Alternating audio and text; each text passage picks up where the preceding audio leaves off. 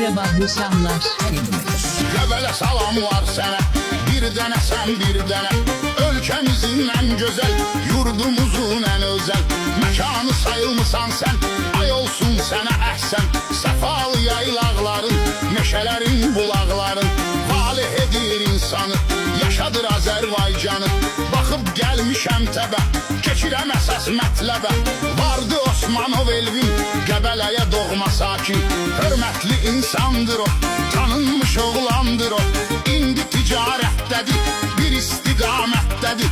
İş qurubdu özü üçün, yol gedir öz izi üçün. Allah verər ruzisin, hamı bir amin desin.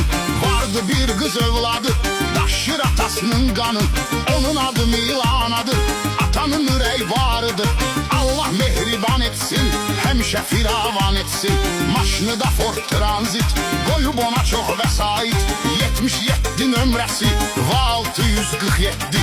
İşinə köməkli eləyir, Elvinə sayılır xeyir. Elvinə arzum budur, həmişə qazansın uğur. İşləri yaxşı getsin, Allah köməyini etsin.